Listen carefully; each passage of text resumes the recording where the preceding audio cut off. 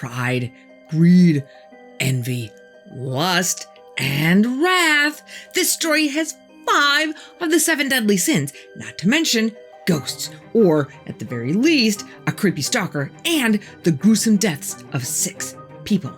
A Shakespearean drama played out on a remote farm in southern Germany that would wipe out an entire family, creating a mystery that remains unsolved to this day. Welcome to the In-Between. I'm Carol Ann, and this is the gruesome story of the massacre at the Hinterkaifeck farm. When you think of post-World War I Germany, you probably don't necessarily equate it with Falcon Crest or Dynasty. Oh, you miserable bitch. I know, I'm showing my age. But this story has so many twists and turns that even Shakespeare would say, no way. And if you can keep count of the number of people in this story named either Josef, Katsila, Victoria, or Andreas, go ahead and put your guess in the comments below. So first, we need to set the scene. 1920s Germany is a pretty tough time. Their involvement in World War I cost them 2 million lives, about 3% of their entire population. And they have to give up their army and pay a huge reparations bill. Needless to say, morale is not very high. Not to mention, inflation is running a mere 300% per month. Maybe it's me, but I wouldn't think that anybody has any time for anything other than figuring out how to get through the day. Our story takes place on a small farm in southern Germany called Hinterkaifeck. Hinterkaifeck is actually the name of the farm itself. Hinter meaning behind, so behind Kaifeck. Kaifeck used to be a small hamlet about a mile outside of Gruber, which is about 5 miles away from Schrobenhausen, which is about 40 miles north of Munich. Our main characters are the Grubers, and the Grubers are not your average characters. So who are the Grubers? First, we have the patriarch of the family, Andreas Gruber, who is 63 and known to all as a scumbag. And not just your average scumbag, but a grade A scumbag. His wife, Katsila, is 72. Big age difference, but that's because Andreas is not Katsila's first husband. She was originally married to Josef Assam, had 3 children, Martin, Katsila, and Andreas, and inherited the farm upon Josef's death from pneumonia in 1885. 7 full months later, along comes Andreas Gruber, a man of apparently very little means. But what the hell? Katsila needs someone to help her work the farm. So she and Andreas marry and have 2 more children, Victoria and Sophie. Sadly, Sophie doesn't make it to her 2nd birthday. Rumor has it that Andreas's abusive behavior has something to do with that. But if it's one thing that Andreas does get right, it's running the farm. He somehow manages to amass a good amount of money, and for whatever reason, everyone around town seems to know about it. Anyway, our next pivotal character is Victoria, who in 1922, when this whole event takes place, is 35 years old and has 2 children, Katsila, named after grandma, but usually they just call her Silly, who is 7, and little Josef, who is 2. The 6th and last person in our cast of main characters is 44-year-old Maria Baumgartner, the live-in maid. But we also need to add 2 side characters here.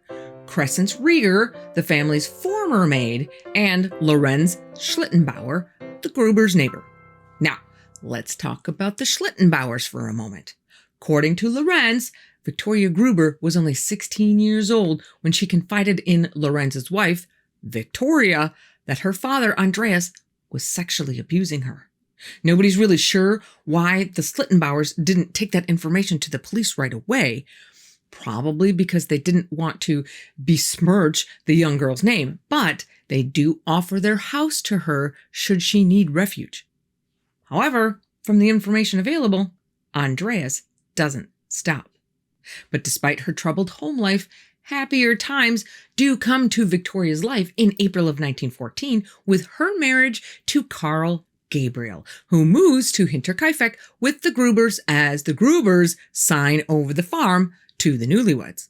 However, that bliss lasts about a hot minute when Carl gets angry, has a huge fight with Andreas, and moves back home. However, his parents tell him to grow up and send him right back. Apparently, Carl is not impressed with the tight purse strings that the Grubers hold. So tight, in fact, that they never even eat lunch. And Andreas is not willing to hand over the farm books to Carl, who is now the rightful co-owner with Victoria. Complicating things is the fact that Victoria is pregnant. And since everybody seems to know about the barely hidden secret between Victoria and Andreas, everybody wonders exactly whose baby it is. But the winner of the Hinterkaifeck Battle of Wills is never to be decided, as Carl decides to join the infantry in August of 1914 and quickly finds himself in France on the front lines of World War I, where he sadly dies in December before Victoria even gives birth. The new widow gives birth just 3 weeks later to Silly. Now, before you start feeling too bad for Victoria, just know that according to Lorenz, she waits about 2 weeks before propositioning him. He, of course, declines, as he's already married to Victoria. Life goes on as usual, whatever that is exactly for these guys, until the following May, when somebody, maybe the maid, maybe Lorenz, spills the beans on the relationship between Victoria and her father. Both of them are interviewed by the police, charged and found guilty of incest. Victoria gets a month in jail, but Andreas gets a full year. And from what we know about him, I can only assume that there are some secret happy dances happening that day. Andreas does his time, comes back home, and life is quiet again for a couple of years. But tragedy strikes in July of 1918 when Lorenz's wife, Victoria, passes away and life on the two farms starts to get interesting. Again, according to Lorenz, only a couple weeks go by again before Victoria Gruber Gabriel makes her way over to the Schlittenbauer farm, suggests to Lorenz that he ask for her hand, and proceeds to throw herself at him. And get this, according to Lorenz, he felt he had no choice but to have sex with her. Wow! And the two actually hook up a few more times as Victoria keeps trying to convince Lorenz to ask Andreas for her hand.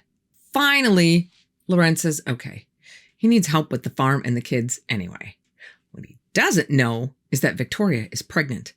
Andreas seems pretty open to the idea at first until Lorenz throws in the stipulation that there will be no more trips to the hay barn for Andreas and his daughter. Andreas is furious and says, forget it. Really? That's where things go off the rails? Victoria then tells Lorenz that she's pregnant and that Lorenz is the father. That bit of information doesn't really faze Lorenz, as he brings up the fact that he knows that she's banging Andreas. Could be Andreas's. Victoria does her best to pull at his heartstrings, telling him that she needs him to say that he's the father because her dad might get pissed if he thinks it's his. And you won't have to pay child support or anything. I just need your name on the birth certificate. Oh, and by the way, my dad doesn't want us to get married anymore, but I still need you to say you're the father. Soon after, Lorenz sees Andreas out in the field and heads over there to have a little chat about this whole paternity thing. Not sure exactly what that conversation actually is, but the meeting ends with Lorenz threatening to go to the police with more incest charges and Andreas chasing Lorenz off his land with a scythe. Lorenz decides to go to Hinterkaifeck to talk to the women. Maybe they'll be easier to reason with. No. By the time he leaves, Victoria and her mother, Katsila, already have him pegged as the father and are demanding child support. Now, Lorenz is not stupid. He's not getting railroaded into this. Not to mention that he hears that Andreas has been going around town talking smack to try to ruin Lorenz's name. So he goes to the police and levels new incest charges at Andreas. Victoria has the baby, a little boy named Josef. Andreas goes to jail again. Important to note here, child support in 1919 Germany is not like it is today. Back then, you needed to pay a lump sum payment up front, then you were done. So Victoria goes to Lorenz and says, please drop the charges on my dad. If you do that and say you're Josef's father, I will give you the money that my family is demanding you pay in child support. And you can still marry me. And son of a gun, that actually works. Lorenz withdraws the charges and pays the money that Victoria gave him to give to the Grubers. Andreas goes free and goes home as Josef's new guardian. Life goes on again for a little while, presumably with both men grumbling under their breath more than just a little bit.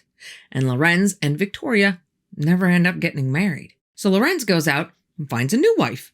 In July of 1921, he marries Anna, who moves to the farm with her son, Josef. Now, remember when I said Andreas had actually done a good job of managing the farm and making it profitable? Well, the Grubers were actually wealthy enough when everyone else is struggling with 300% per month inflation to afford a live-in maid.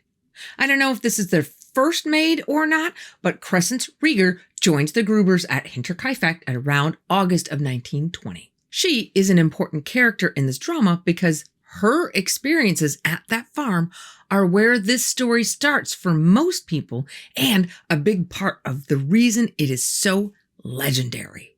Already pregnant, but not married, when she starts work on the farm, she gives birth to her daughter, Victoria, in March of 1921. However, just 2 months later, the father, Jakob, dies while undergoing surgery for a war wound. And this really is a tragedy for her, as it is reported that she really loves Jakob and they had plans to marry and have a family together. Just a couple of months later, some random third-party person, and I'm not sure that they're really random, but I don't know how this person is tied to her, but they decide that stable employment and shelter are not good enough for little Victoria and have the child sent to a foster family. That just blows my mind. Anyway, from early on in her employment at Hinterkaifeck, Crescence catches the attention of one Anton Bickler, important name for later, who immediately proposes to her. She tells the Grubers right away, and they all say, oh no, stay away from that guy. He is a no-good thief, and we're pretty sure he stole some of our chickens. Crescence is totally good with that idea of giving that guy some space, but Anton does not give up easily. And evidently, good farm help is hard to find, because even though they're pretty sure he stole their chickens, the Grubers keep bringing him back onto the farm every 2 or 3 weeks to help and even let him stay there. Which means every 2 or 3 weeks, Crescence has to put up with Anton's advances, including his knocking on her bedroom window at night to talk to her, before and after she gives birth to another man's baby. She finally manages to get it through Anton's head that nothing is ever going to happen between them, and Anton gets pissed. Crescence starts hearing around town that Anton is telling everyone with heirs that he wants to kill her and the whole Gruber family. And not just Anton, but also his brother Carl and another guy named Georg Siegel. Carl would even come to Crescence's window one night, claiming to be some Joe Schmo, asking her to let him in the house.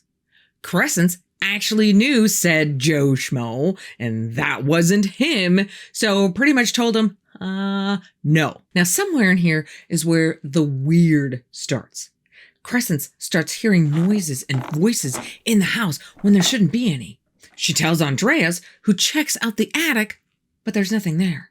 So, in August of 1921, between seemingly everyone in town wanting to kill the Grubers and the fact that she's pretty sure the farm is haunted, Crescent says, I am outie, and gets the hell out of Dodge. Now, I know that was a lot of Jerry Springer backstory. But it's important to understand the relationships between all of these crazy characters for the rest of the mystery that is about to unfold. Fast forward to mid-March of 1922. The Grubers have finally found another live-in maid and are waiting for her to start on April 1st, with her actually arriving at the farm on March 31st. In the meantime, Andreas finds a copy of some newspaper from Munich. He didn't buy it, so he asks the mailman, and the mailman says he didn't deliver it, and no stores in town even carry it for anyone to buy it if they wanted to.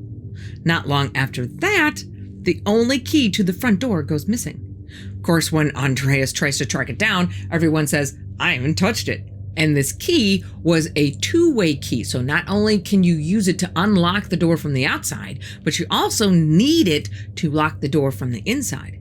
So now the only way they can lock their front door is by the deadbolt.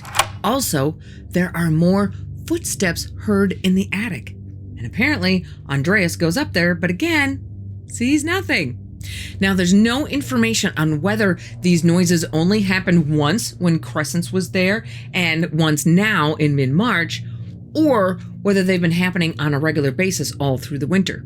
Don't know, but we do know that on March 30th, Andreas tells Lorenz, the neighbor, hey, just so you know, I found tracks last night coming from the woods and leading to my engine room, which is kind of like a tool shed. And the lock was broken, but no tracks leading away.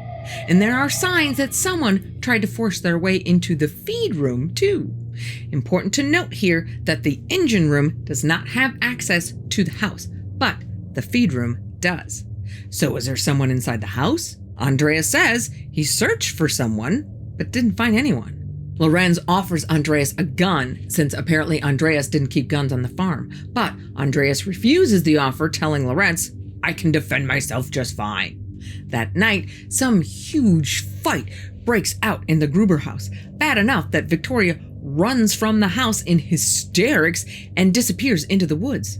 The rest of the family are all drafted to go find her, which they do, but not for several hours. The next day, March 31st, little Silly is called out by the teacher for falling asleep in class. Imagine having to tell your teacher in front of the entire class that you were up all night searching for your hysterical mother in the woods.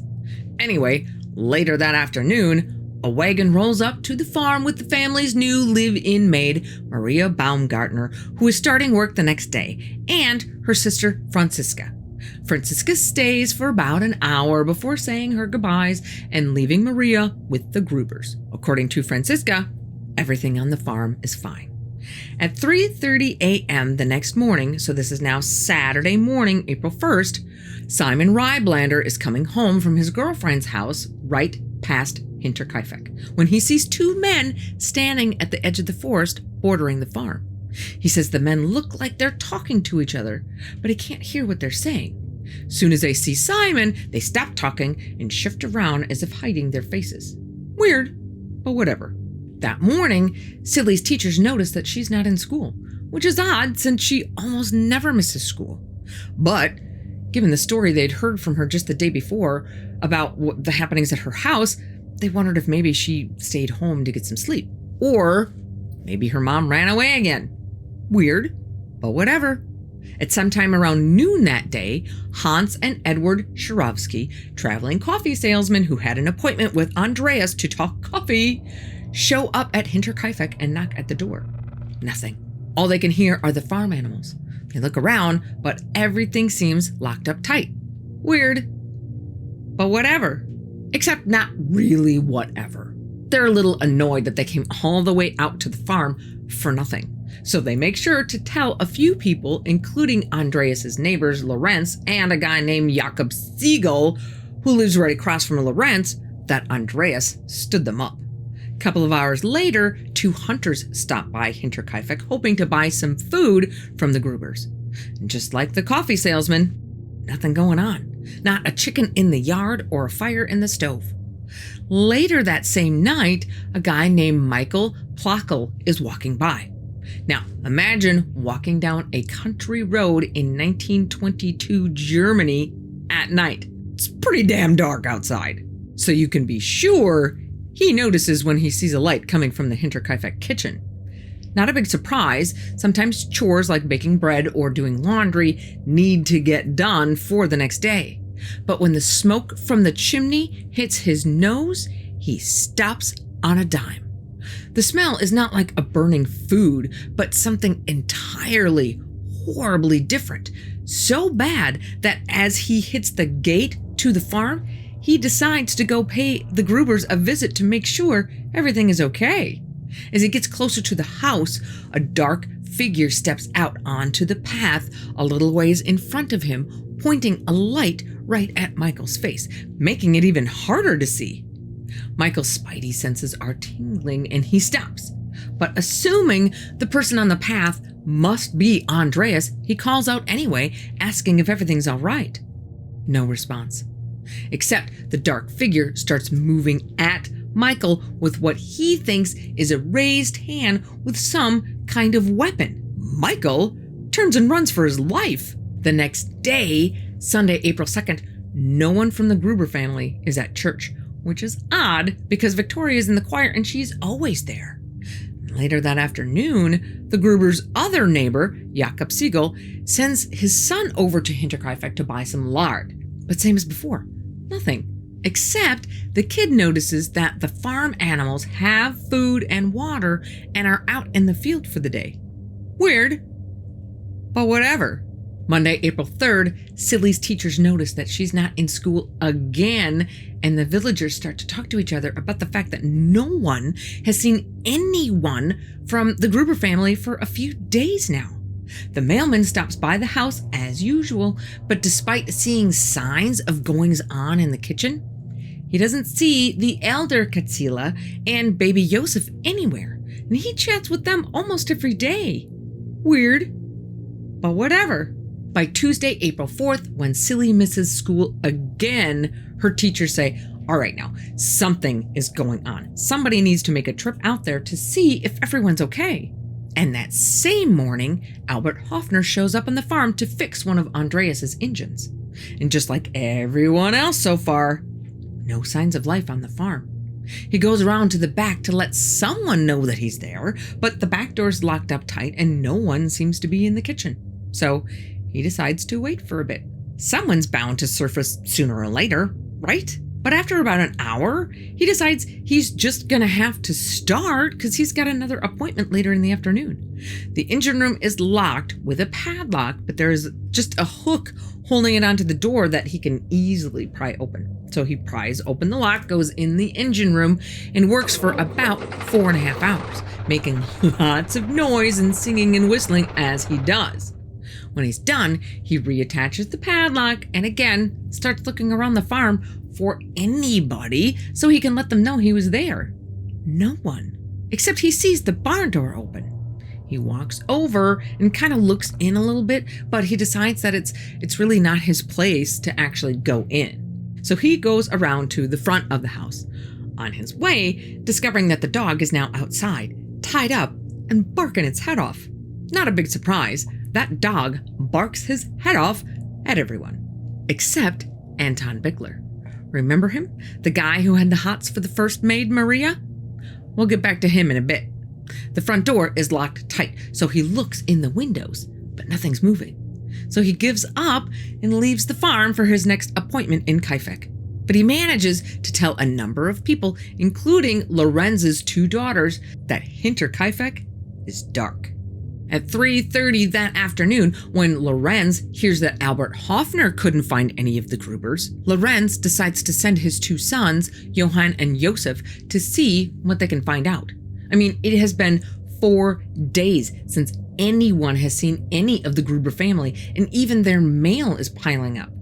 The 2 boys head over there and, just like everyone else, start looking through the windows just to see an empty house. They walk around to the barn, but can't get in because the doors are locked. They push on the doors, which gets the dog all riled up. Wait a minute, didn't Albert Hoffner say that the barn door was open and the dog, which wasn't outside when he got there, was tied up in the yard when he left? So the boys run home again and tell their dad that they didn't find anything. So Lorenz heads over to grab his neighbor Jakob, and together they grab another neighbor, Michael Pohl, and head on over to the Gruber farm, with Lorenz's 2 sons still in tow, to figure out what is going on over there. The 3 men approach the house from the north and walk around the house to the south side. That's where the front door is, and Jakob assumes that that's where they're going. But Lorenz walks right past the front door toward the barn passage gate. The barn passage is a small throughway separating the workshop from the barn. Jakob says, "Wouldn't the front door be the best way into the house?" And Lorenz says, "Just follow me." And he just keeps walking. He opens the door to the barn passage and breaks down the door to the feed room section of the barn. Not knowing what the hell they're going to find inside, Michael turns to Lorenz's boys and says, "You boys might want to wait here." But the boys keep following the men. Once they all get inside the feed room, it's pretty dark in there. And they can see a couple of things right away. One is that there's an old door lying on a pile of hay. And the other is that the stable door, which should be closed, is open, and the head of a young curious cow is poking its head in to see what all the fuss is about. Lorenz moves toward the cow to get it tied up again. And as he does, he stumbles on something on the floor, but manages to get to the cow and get it tied up. As the other men follow, kind of sliding their feet on the floor in front of them so they don't trip on whatever Lorenz has just tripped on, when Michael's foot bumps into something. Michael and Jakob call to Lorenz, "Hey, we found something," and start looking closer at what is under that door. That's when they see a foot. Michael and Jakob say, "I think that we should stop right here and get the police." But Lorenz doesn't listen. He lifts up the door and moves away the hay pile to find Andreas Gruber, and under him, his wife Katsila, and under her, their daughter Victoria. Lorenz starts moving the bodies. Hasn't this guy ever watched CSI? And while Michael and Jakob are standing there thinking this is probably not really a good idea, they spot another pile of hay that kind of looks out of place. And that is where they find the body of little Silly. At this point, Michael and Jakob are like, "We need to get out of this barn and call the police." And the whole gang goes back outside. Lorenz sends Johann to go get the mayor of nearby Wagen and tell him to send the police. In the meantime, Lorenz wants to go back and get into the house, and he knows he can access the house by going back through the barn and through the stable. But Michael and Jakob are like, "No way, man. We are not letting you go back in there. You just have to wait for the police." But Lorenz says, "I have to get in that house. I have to find my son." The son that he was sure wasn't his. But he argues that little Joseph could be still alive and starving to death after being alone for 4 days on his own. Fair enough argument, no matter whose kid he is. So Michael and Jakob say, "Okay, we'll go around to the front of the house. You stay out of the barn, but go the back way from the stables, go into the house and let us in." Waiting outside the front door, the 2 men hear Lorenz approach from inside the house and then a key turn in the lock. Wait a minute. Wasn't that key supposed to be missing? The 3 men proceed into the house cautiously and open the door immediately on their right. This is the room Victoria shares with both of her children. Their gaze instantly falls upon little Joseph's bassinet sitting in the middle of the room. The top of the bassinet is up, but it's been completely destroyed, and inside is the body of little Joseph. Looking around the room, they see drawers full of the kids' clothes on the bed, along with piggy banks and a wallet. Lorenz tells Michael and Jakob that he needs to find a candle so he can light it for his son. The 2 men move further through the hallway toward the kitchen in an effort to give Lorenz a moment alone. And as they enter the kitchen, they see a bowl of untouched soup on the stove.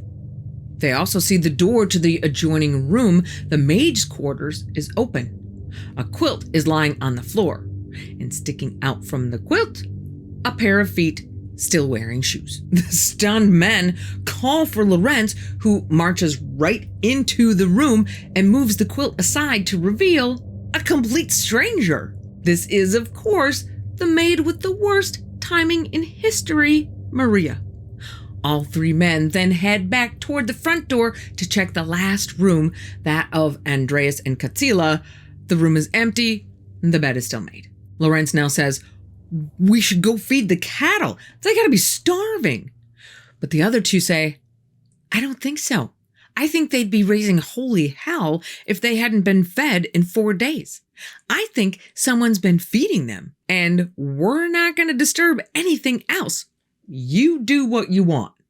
They leave the farm as Lorenz goes to the barn to collect hay for the cows. Not long after they leave, people start showing up on the farm. But it's not the cops. Apparently, as Lorenz's son Johann is making his way to the mayor's house, he is blabbing to everyone he saw that the Grubers have been murdered. So everyone in town is coming to take a look. Hasn't anybody seen CSI? Lorenz actually does his best to keep people out of the house, but it's unclear how successful he actually is.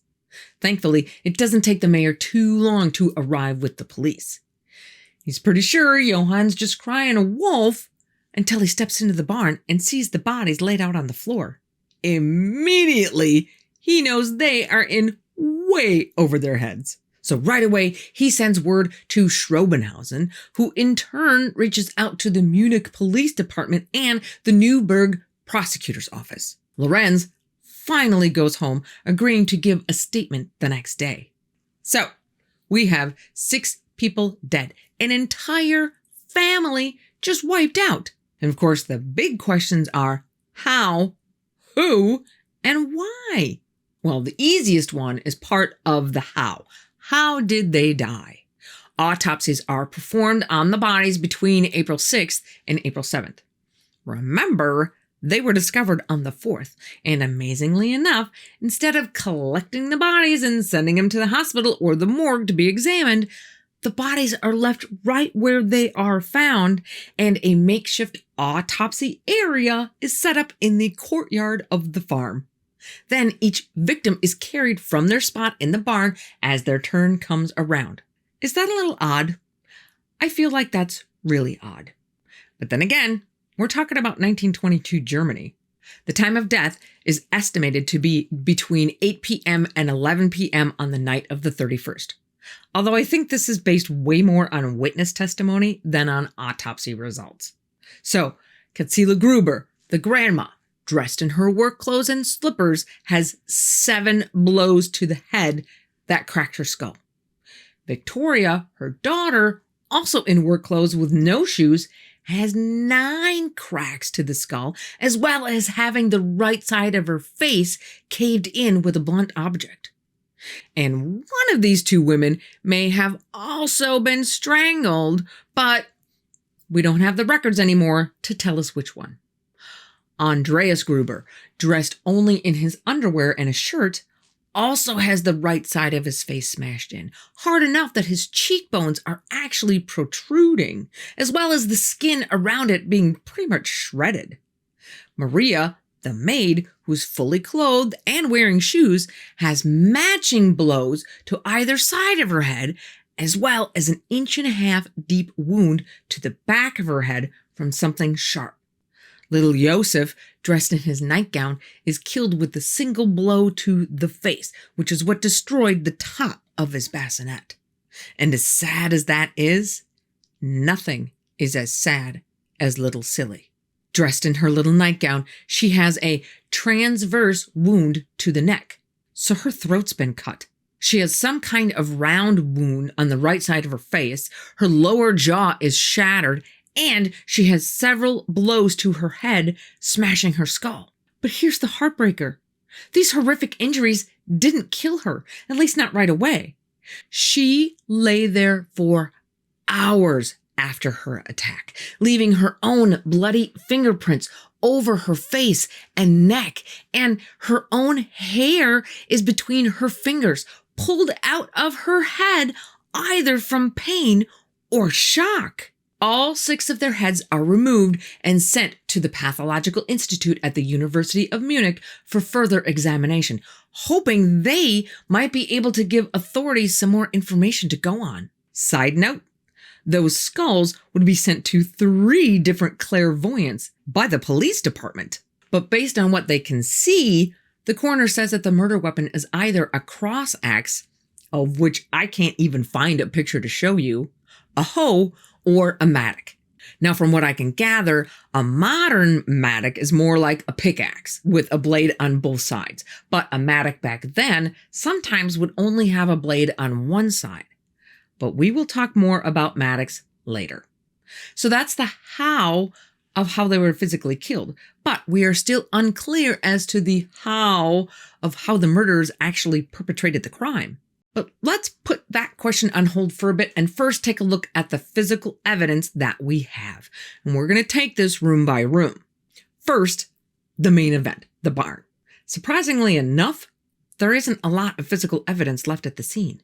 There is a pickaxe propped up against the wall over by the cows that Lorenz says he moved so the cows would stop licking it. But the autopsy results show that it may have been a weapon used, but certainly not the only one. And the brown stains on it could not be confirmed to be blood. Also, there are 2 indentations found on the hay that is on the ground, possibly indicating that 2 people had lain there for some time. Oh, and also some human poop nearby. Now, you would think that the room where all of this mayhem probably happened would be covered in clues.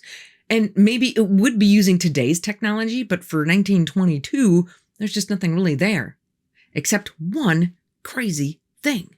Like I mentioned earlier, the bodies stayed in the barn and were brought out one by one on stretchers to the farm's courtyard to be autopsied. As the people are carrying Silly's body back into the barn, they're startled, so much so that they cry out and almost drop the stretcher. What startles them? A rope that is hanging from the rafters that was not there just a little bit ago when they brought Silly out. Everyone at the scene kicks into high gear with the possibility that the perpetrator has been hanging out in the loft of the barn this whole time. And a closer inspection of the rafter shows fresh hand imprints in the dust on the top of the rafter. They bring in a sniffer dog who can't pick up a scent. And there was fresh snow on the ground, but there's no record of them being able to find any prints leading away from the barn. That seems really crazy. But I guess if you have an active crime scene with lots of investigators, not to mention nosy neighbors, there may have already been a lot of trampling of that fresh snow, making finding one set leading away nearly impossible. Investigators have no luck tracking anyone leaving the scene. And speaking of the barn loft, police discover 2 places where the roof tiles have been pulled back, giving anyone looking out a perfect view of the courtyard below. And there are more indentations in the loft hay. So someone sat there for a while they watched. And there was also matted down hay in the attic space above the workroom. Little side note, there's a smokehouse in the attic space over the kitchen that has strips of smoked meat hanging there. But one of the strips is half gone. Could whoever had been hanging out in the attic gotten hungry? As far as the evidence in the house, there isn't much outside of blood spatter. Big surprise. Either spatter or stains are found in the hallway at the front of the house, in Maria's room, as well as the pool of blood that she's laying in, Victoria's room, and in the kitchen. And another interesting side note about the kitchen. The soup sitting on the stove, it certainly could have been that someone in the Gruber family was getting ready to have some dinner when all this mayhem went down. But according to investigators, the soup just didn't look to them as though it had been sitting out for 4 days. Literally, food for thought. Katsila and Andreas's room is pretty much untouched. The only other thing that seems to be out of place in the whole house is the dresser drawers of clothing, piggy banks, and a wallet on Victoria's bed. Was she maybe getting ready to take the children and leave? We certainly know there was a lot of fighting going on. Well, whatever the plan was, It ends up helping police rule out robbery as a motive. Okay, so there's really not a whole lot for a 1922 police department to go on as far as evidence goes, although an event 1 year later does change that up a bit. Since the next of kin to the Gruber family is legally the Gabriel family, since Silly was their granddaughter, the Gabriels now inherit the farm. And they do what I think most people would be inclined to do. And that is tear it all down. So in 1923, 1 year after the murders, the farm is demolished. And it's during this demolition process that a number of interesting things are found. First, a penknife or a pocket knife is uncovered in the barn. Crescence Rieger identifies it as belonging to Andreas, but it is held as evidence as maybe being the blade that cut Silly's throat. The second item found in the barn, how did they not search every inch of that barn already? Is something called a band iron. A band iron is a rolled up band of steel usually used in the forging process. It had one very sharp edge with blood on it. And either the band iron or the penknife could have been used to inflict the neck injury on Silly. But the attic above the main house contains the most explosive item of all. As workers are tearing apart the attic area, a compartment is found under the floorboards in the area above Andreas and Katsila's bedroom. In the hidden space is a mattock, and that mattock is identified as being made by none other than Andreas Gruber himself. Apparently, he built it that way specifically for slaughtering hogs. A quick smack with the blunt end of the mattock is used to stun the pig, and then a second hit on the head with the protruding screw kills the pig. Job done. And more than one person attested to the fact that Andreas was good with that mattock. On it are traces of animal hair, and human blood. Once the coroner takes a look at the mattock, he says, "Yup, that's probably the murder weapon." And that's a pretty good bet, too, because the screw coming out of the handle matches the smaller wounds that are sprinkled around the larger blunt force wounds. Okay, now we have an even better picture of that part of the how, but we still don't know who. And the police are not short on suspects either. Suspect number 1 comes into focus pretty quickly as Lorenz Schlittenbauer, the neighbor. A, he's the neighbor. B, everyone in town knew that he and Andreas have had this long-running beef with each other. Side note, apparently the police never follow up on the lead from Simon Ryblander about the 2 shifty men that he saw by the farm at like 3:30 in the morning on the 1st. Or the lead from Michael Plockel about the guy who chased him from the farm the night of the 1st. But police would investigate and question lots of suspects over the years of this investigation. So we have plenty of people to choose from. Some good candidates, some not so good. First off, I would like to talk about a quirk of this suspect list that I have never seen before, and that's the number of brothers on the list. We have the Schreier brothers, the Amberger brothers, the Bickler brothers, the Bunder brothers, the Gabriel brothers, the Gump brothers. My name's Forrest Gump. The Kagerbauer brothers, and the Toller brothers. Wow! Another, let's just call it a fly in the ointment for police, is that one of the local merchants named Georg Seidel is a pathological liar that just can't help but finger everybody in town. This guy alone would accuse 9 people of being the murderer, and then promptly spends 3 months in prison for lying to the police. Amazingly enough, police even contemplate Carl Gabriel, Victoria's husband that died in the war. The theory is nobody ever saw the body. And what if there was a mistake and Carl is alive and well? Maybe he came back to Kaifeck and heard the rumors of Victoria and Andreas messing around, got enraged, and killed the whole family. But several men who served with Carl come forward with statements that say, yes, they actually saw Carl die. Cross him off the list.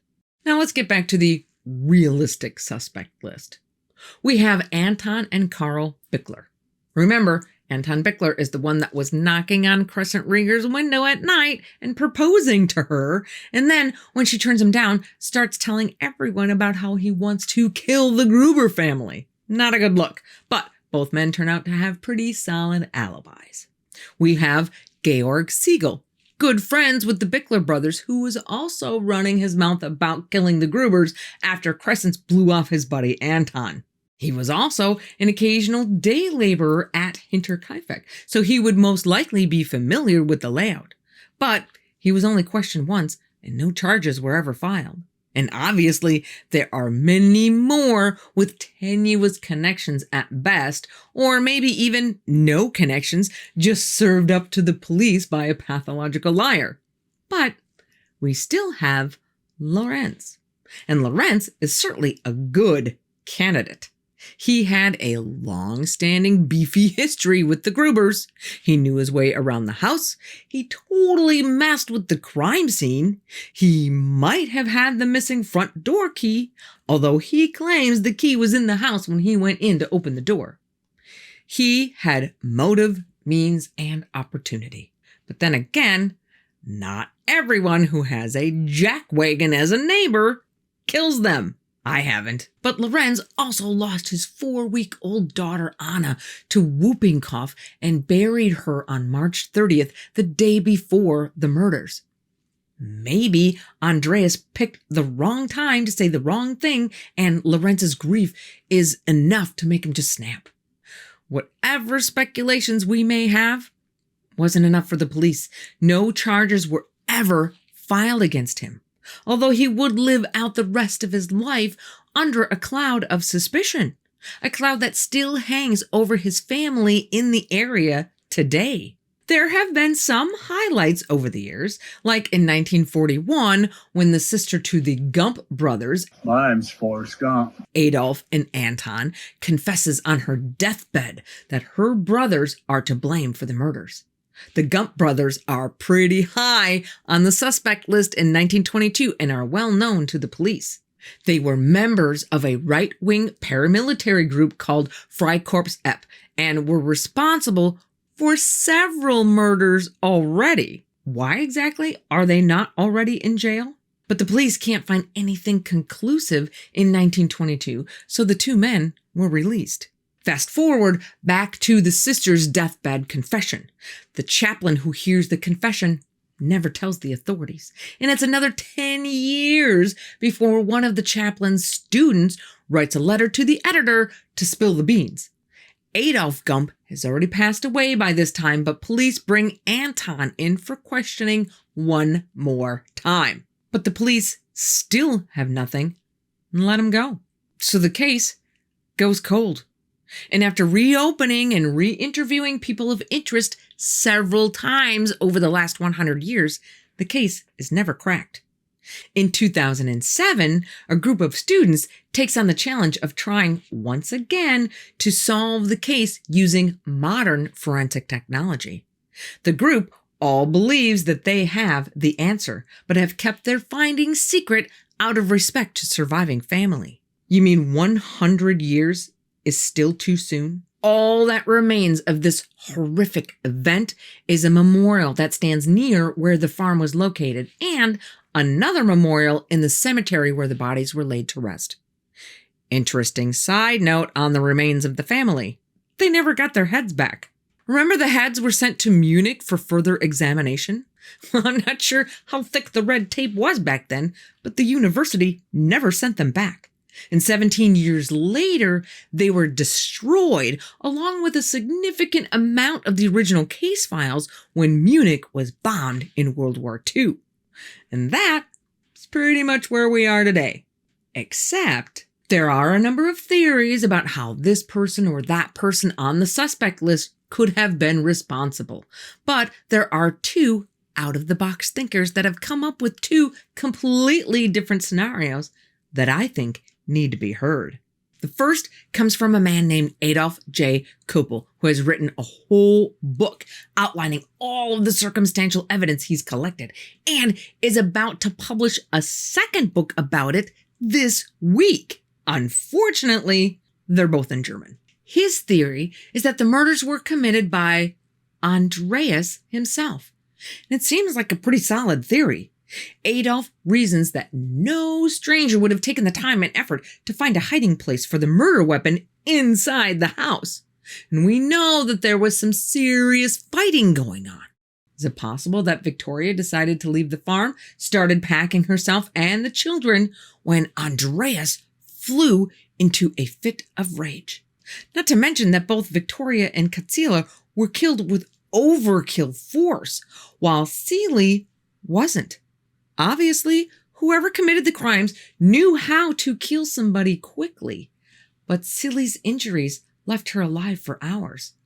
Is it possible that a man who's known to everyone as an incestuous monster decided to move on to the next generation and left Seeley alive but incapacitated so he could have his way with her before killing her?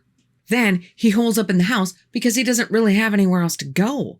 But he knows the police will be along at some point, so instead of sleeping in the house, he hides in the barn. But how did he die? Let's just say someone caught him. There's so much more information that I might have to think about doing a follow-up episode on this one theory alone. Let me know in the comments if you'd like to see that. So then on to out of the box theory number 2. Authors Bill James and Rachel McCarthy James have written a book that they say solves the mystery of over 100 brutal murders all across the United States, including the Villisca, Iowa axe murders. The man they call the man from the train traveled around the United States by train to avoid getting caught for his crimes. But Carol Ann, that's the United States. Hinterkaifeck is in Germany. Very true, my friends, but the suspect they name is a German immigrant named Paul Mueller. Their evidence? That the M.O. for all of the heinous murders committed by Mueller in the U.S. exactly matches the M.O. for the Hinterkaifeck murders. Let's take a look at the M.O. for the man from the train compared to the murders at Hinterkaifeck. The man from the train committed murders near train tracks. Hinterkaifeck is less than 2 miles away from train tracks. The man from the train staked out the house before entering. Hinterkaifeck had the watch nest up in the barn attic. The man from the train used an axe belonging to the victim. At Hinterkaifeck, the murderer used Andreas's mattock. The man from the train killed his victims using the blunt side of an axe. At Hinterkaifeck, the victims were killed by blunt force trauma. The man from the train stacked the bodies. At Hinterkaifeck, the bodies were stacked. The man from the train covered his victims' bodies. The victims at Hinterkaifeck were covered in hay. The man from the train never took any belongings. At Hinterkaifeck, all the money was left out in the open on the bed. The man from the train locked the house tight before leaving. Hinterkaifeck was locked up tight. And if you recall, the head blows on the Grubers are on the right side of their face, indicating that the killer was probably left-handed. Paul Mueller was left-handed. Just about the only thing from Mueller's usual M.O. that is not at Hinterkaifeck is that he usually covered all of the windows so no one could see in the house. But everybody was looking through the windows at Hinterkaifeck. But all in all, not a bad match. So the thought is that because the police had actually started putting the pieces together of Mueller's gigantic killing spree in the U.S., the heat was on and Mueller decided to vacate his adopted country and go back home to Germany. Now, in all fairness, Mueller would have been 60 years old with a killing spree lasting, as of 1922, 25 years. But that certainly is not unheard of in the annals of serial killer lore. In fact, at that exact time, Germany had another serial killer named Karl Denke who claimed the lives of at least 30 people between 1900 and 1924. So, you decide if this seems like a possibility or not. And if you are a fan of all true crime, I highly suggest the book, The Man from the Train. The work that the authors put into tracking down all of the information is truly amazing, and it's really kind of a fun read. There is a link in the description to the book. And believe it or not, we can actually leave this grisly nightmare on a happy note. The Gruber's dog, who is found injured in the barn, actually survives and lives out the rest of his happy squirrel-chasing days in the home of Victoria Gruber Gabriel's in-laws. Now, as much as I am dying to know who the 2007 investigation team has picked as their number one suspect, the truth is that we will most likely never know. All we know is that someone got away with murder. Is that not the worst family train wreck you have ever heard of? It's like a quintessential Jerry Springer episode. And did you manage to keep track of all the Andreases, Katzilas, Victorias, and Josefs? If you did, let me know in the comments below how many you came up with. Be careful out there, and I will see you here again on the In-Between.